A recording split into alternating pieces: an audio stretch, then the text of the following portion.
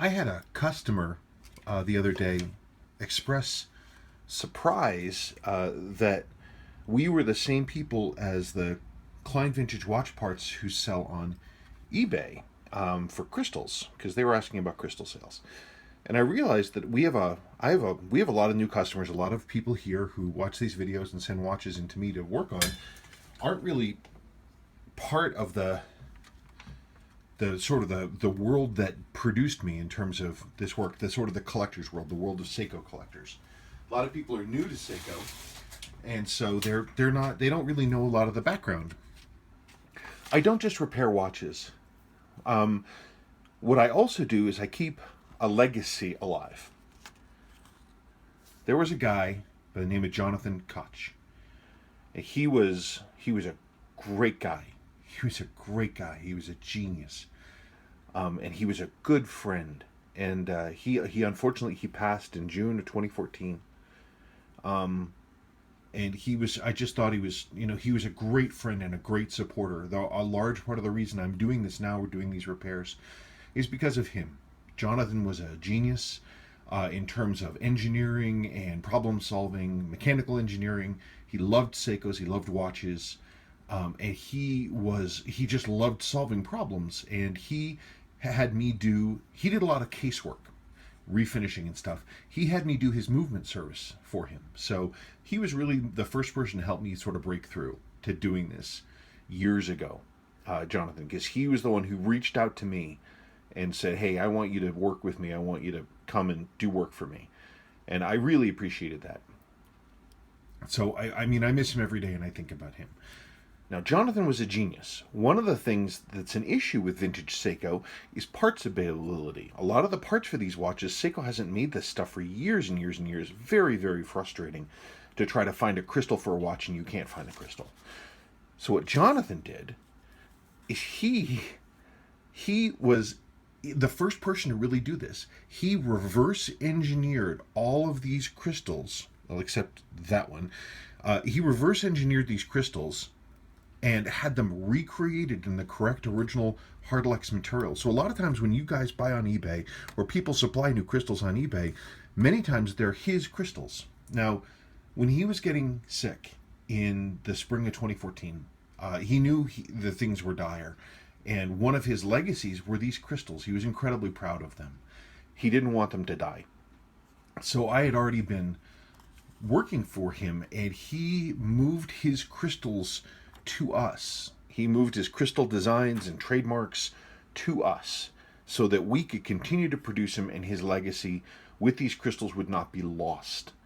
And it was a big burden for us to take that on. It was a big expense, but we did it. And I'm very glad. So I'm letting people know that we supply these crystals for many vintage Seiko models. These are the ones. Some of these, well, a couple of these, I've added to the lines.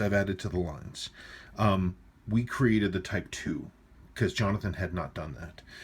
But Jonathan did pretty much everything else. So let's talk about the different models. 320 W10 GN00. That is the Type 1 crystal. It's a high top crystal for these early 6105s, like late 67. Some of the dress watches, like the 8306s, some of them had these things. But the very first generation 6105s had this. And Jonathan said, oh, they were chip magnet. He was working at a jewelry store at the time, and he said people were coming back sometimes in less than a week with big-ass chips out of the side of this. And so that's the first height, the height of the crystal. That's the Type 1. Seiko didn't use them very often. Probably by early 1970. So these came out in 1968. Early 1970 at the latest, the Type 1s were gone. And what Seiko did is they dropped the height, and they dropped it to be the Type 2. So the Type 2 crystal is right there, and you can see the height of it. It's a little lower, just a little teeny titch of a bit lower. So there's the Type 2. There's the Type 2 crystal.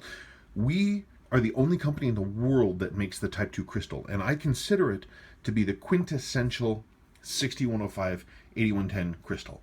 I've seen this crystal, the Type 2, in original unrestored watches from 1971 all the way up to very early 1976. I have, for the vast majority of the production of the 6105 8110s, I see Type 2s.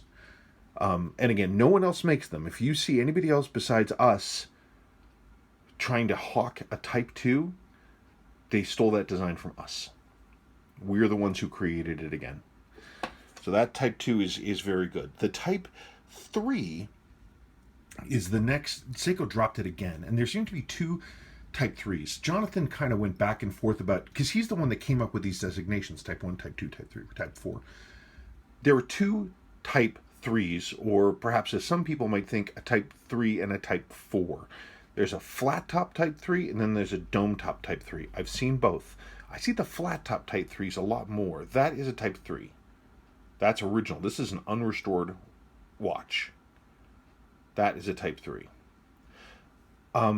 Jonathan chose to do the dome top Type 3. I don't know why, but he did. I think he chose to do that because these Type 3s were also acceptable substitutes for the flat crystals that went into 6105 watches, 6309 watches. And these Type 3s actually look really good in these. They give a nice double dome effect. They give real depth to the dial. They look really pretty. A Type 3 in a 6309 looks really, really nice. So anyway, those are options. These are both unrestored. Well, no, wait, this is a restored 6309. I never wear this watch anymore. There's a really interesting story with this watch, by the way. It was found in a house that was being demolished. But inside it was nearly new. I have serviced this one. I never wear it. This one I have not serviced. Isn't that a nice watch? Anyway, so both of those watches, those 6309s, use this flat crystal right here. Use that flat crystal, which again we create, and the clarity is amazing, and they're absolutely dead stock to original. This one, 325W14GN00, that's a 6159 crystal. So there's a 6159 7001. That is the crystal that goes in there. I just did a restoration for a guy in New York who has one of these in near mint, and he was going to put in the wrong crystal. He was going to put in one for that was very closely related for an original tuna, and I said, don't do that. Use ours, because ours is more correct. And he got it, and he said, I can't believe the clarity of your crystal. I can't believe the quality. It's beautiful. Jonathan did an amazing job, not only in reverse engineering these things, but choosing the right company to have these produced by. The materials are excellent, hardened mineral crystal. Excellent, excellent, excellent, excellent quality. Currently, we use the same crystal for the 7549 7010s. The only difference between the crystal that goes in here and the crystal that goes in here is that the sides on this one are supposed to be frosted. We have these coming. We have the frosted side ones coming. So, I mean, they're going to be done in a few weeks, and we will have the correct crystal for the 7549 7010s. We do currently have them for the 6159s, of course, for those of you that have a 6159. We have this, where is it, 340, did I write this wrong? No, 340, this is the flat top crystal for the, for a lot of the 6138s, like the bullheads, the Kakumes, the Tokizaras, the Yachtmans, things like this. That's what this crystal is for. Flat topped, slightly domed internally, but really very much flat topped. Isn't that a nice watch? That's a nice watch. Look at this. Look at the original clasp on it, and it's still got the Japanese pass sticker on it. That is a nice watch. I never wear this watch. I should. I'm a criminal. I should wear this watch. The one that Jonathan was most proud of, and the first one that he recreated, was 330W18GN00. That is the pogue crystal. That is the pogue crystal. And there's my pogue. So this was the first one that Jonathan reproduced because they were getting so hard to find. There were two versions of this crystal. There was an early one that's called a flat Type 1, and then there was a Type 2. Type 2 is slightly domed, and it sort of gives a greater depth to the dial. He went with the Type 2, which is what this is right here. And if you see these, and there they are. Again, amazing clarity, amazing quality. And then lastly, it's Jonathan's proudest creation, the Bubble Boy. Our friend in the collector world, Saul Brook, I believe, was the one who suggested that this crystal exists. It was just a conversation on a watchboard about making sort of a super high dome crystal. And Jonathan, being Jonathan, he loved a distraction. And so he went and he designed the thing. And then he had it produced. This crystal did not exist before Jonathan. It's not a stock crystal, it's a modding crystal. And Jonathan created it, and he named it the Bubble Boy. So if you see anybody selling any crystal that says bubble, anything like this, any kind of high dome crystal, they stole that from us. That's Jonathan's thing. Look at the magnification on that. Here's one of Jonathan's own watches. He loved modding stuff. He wasn't really big into stock watches. He loved modding. But this is the Bubble Boy in place. There's the Bubble Boy in place. He created this mod. He did everything to this watch. He modified the case, and he built the movement. He did all this stuff. This belongs to Saul now. It had come to me. I did own it, but then I moved it to Saul because Saul and Jonathan were very, very good friends. Anyway, that is the Bubble Boy. The Bubble Boy crystal will fit in 6309 cases. It would fit in here. It would fit in a 6105 case, absolutely. In fact, it would fit in both kinds of a 6105 case. I could put one in there if I felt like it. It's a cool modding crystal. And again, a number of imitators exist for this model. And people have made versions of this crystal for other models entirely that we don't make. You know, if somebody's going to make a Bubble Boy that fits an SKX 007, you know, they're creating something new, and that's interesting. They can't call it a Bubble Boy. This is a Bubble Boy.